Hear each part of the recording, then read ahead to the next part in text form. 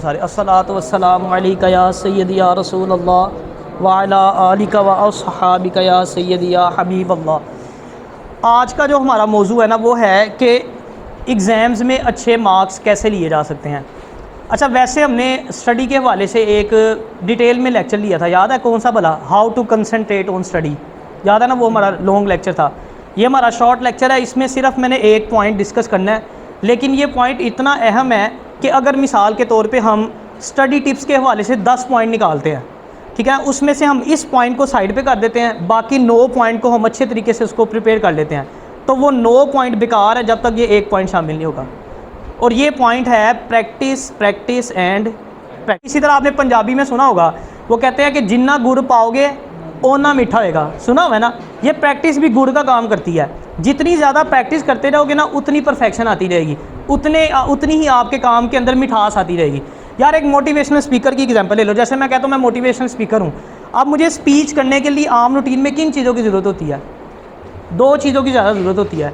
एक नॉलेज की, ठीक है, और दूसरा उस नॉलेज को डिलीवर करने के लिए मुझे प्रैक्टिस की ज़रूरत है। अच्छा, अगर मैं पूरी दुनिया जहान की किताबें पढ़ लेता हूँ, इतना नॉलेज हासिल कर लेता हूँ, कोई चीज़ मैं नहीं छोड़ता, कुरान पाक की तफसीर, हर मोटिवेशनल बुक सब कुछ पढ़ लेता हूँ, लेकिन अगर मुझे उसको डिलीवर करने का तरीका ही नहीं आता, मुझे अपनी बात समझानी नहीं आती आपको, तो फिर मेरे उस नॉलेज को हासिल करने का कोई फ़ायदा है? उसको डिलीवर करने के लिए मुझे प्रैक्टिस चाहिए।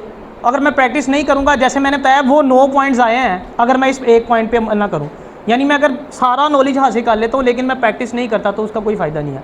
आप एक ड्राइवर की मिसाल ले लें यार, कभी कभी गाड़ी चलाने वाला वो ठोक ही देता है। मैं जिदों भी किसी को गड्डी दी थी ना ठोक ही ले आया आज तक। हाँ, जो भी लेके गया ना वो मार के ही लेके आया। क्यों? वो कभी कभी चलाने वाले, हम रोज़ चलाते हैं, प्रैक्टिस हमारी ज़्यादा है। नए ड्राइवर को देख लो, जो ये बाइक चलाना सीखता बंदा नया नया, वो 30 की स्पीड पे भी जा रहा होता है ना, वो फिर भी किसी खंभे से ठोक देता है। और जो एक्सपर्ट होता है, जिसकी प्रैक्टिस होती है, वो 1 व्हीलिंग भी कर रहा होता है लेकिन फिर भी नहीं गिरता। क्या होता है? उसकी प्रैक्टिस है ना। जिसकी प्रैक्टिस नहीं है उसने 10 की स्पीड पे भी ठोक दिया है। जिसकी प्रैक्टिस है वो जिग जैगिंग देख लो कैसे करते हैं आप, कितने शौक, कहते हैं शौक का कोई मुल नहीं है। अच्छा, इसी तरह ओवरऑल परफेक्ट कोई नहीं होता, ओवरऑल इंटेलिजेंट भी कोई नहीं होता।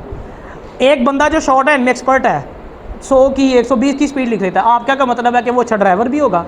वो बाकी पूरी लाइफ के हर काम में परफेक्ट होगा, हर काम में इंटेलिजेंट होगा। किस काम में होगा एक्सपर्ट? जिसमें उसने प्रैक्टिस की होगी।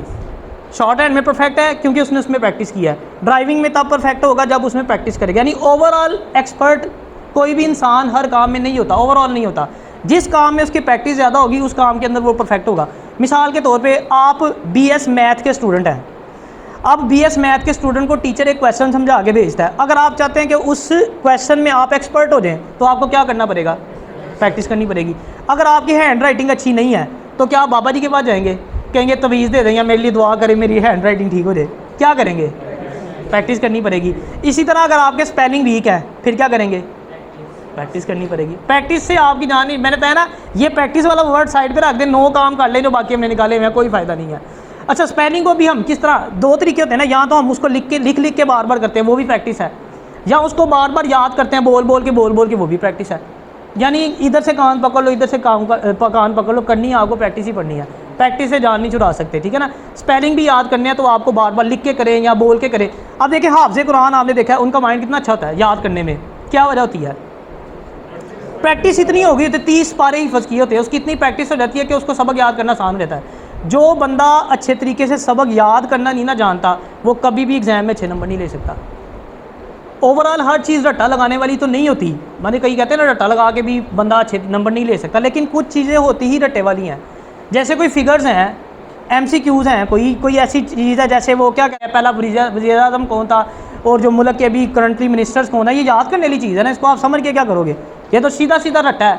तो कुछ चीज़ें होती ही याद करने वाली है, वो आपको उसकी प्रैक्टिस करनी पड़ती है। प्रैक्टिस नहीं करेंगे तो वो आपको नहीं आएगा कभी भी।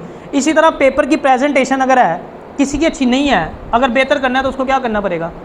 प्रैक्टिस करनी पड़ेगी। उसके अलावा कोई चारा है? किसी और तरीके से उसको बेस्ट कर सकते हो, बेहतर कर सकते हो? नहीं कर सकते, प्रैक्टिस करनी पड़ेगी। इसी तरह एग्जाम में आप 2 शीटें लगाते हैं घंटे में या 3 शीटें लगाते हैं। अगर आप चाहते हैं आप घंटे में 10 शीटें लगाएं, 15 शीटें लगाएं, क्या करना पड़ेगा? प्रैक्टिस कर। हर चीज़ में प्रैक्टिस है। आप अपनी शॉर्ट हैंड देख ले, यहाँ से पकड़ लो शॉर्ट हैंड को, यहाँ से पकड़ लो, जो मर्जी कर लो, आपको करनी प्रैक्टिस ही पढ़नी है। पूरी शॉर्ट हैंड का दारोमदार है ही प्रैक्टिस पे। नई स्पीड इंप्रूव हो रही, प्रैक्टिस 5 दफ़ा करते हो तो 10 दफ़ा शुरू कर दो, 10 दफ़ा करते हो तो उसको 15 दफ़ा बढ़ा दो।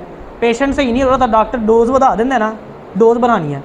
ये सारी शॉर्ट हैंड प्रैक्टिस पे है, इसका और कोई हल नहीं है। अगर आप चाहते हो कि आपकी शॉर्ट हैंड बेहतर हो तो आपको प्रैक्टिस ही करनी पड़ेगी। सचिन तेंदुलकर सारा को पता ही है ना उसका। एक ना ऑस्ट्रेलिया का था क्रिकेटर, यंग था बड़ा लड़का ना, पहला नया नया मैच में आया, तो उसका पहला मैच टाकरा पड़ गया इसके साथ, सचिन तेंदुलकर के साथ। उसने पहली बॉल पे ना उसको आउट कर दिया। वो बड़ा खुश हुआ, यंग सा लड़का था जनाब, वो लुढ़ियाँ पावे कि मैं भाई इतना बड़ा मैंने क्रिकेटर जो है वो पहली बॉल पे आउट कर दिया। जब मैच ख़त्म हुआ ना तो वो गेंद लेके ना उसके पास गया, उसने उसको जाके कहा यार आज मेरी ज़िंदगी का ना बड़ा बेहतरीन दिन है, मैं बड़ा खुश हूँ कि मैंने इतना बड़ा क्रिकेटर जो है वो पहली बॉल पे आउट कर दिया। उसने कहा ये गेंद के ऊपर ना मुझे सिग्नेचर कर दो अपने, ताकि मैं इसको अपने पास रखूँ तो मैं खुश होता रहा करूँ, देखूँ कि मेरी बड़ी अचीवमेंट है। तो सचिन तेंदुलकर ने बॉल पकड़ने उसके ऊपर क्या लिखा, उसने उसके ऊपर लिख दिया कि तुम्हारी ज़िंदगी में ये दिन दोबारा कभी नहीं आएगा। उसके बाद कहते हैं कि वो उन दोनों का आमना सामना तकरीबन 30 से ज़्यादा मैचेस में हुआ, लेकिन वो कभी सचिन तेंदुलकर को आउट नहीं कर सका। आपका क्या मतलब है कि ये इबारत लिखने के बाद, ये सेंटेंस लिखने के बाद वो घर जाके सो गया होगा?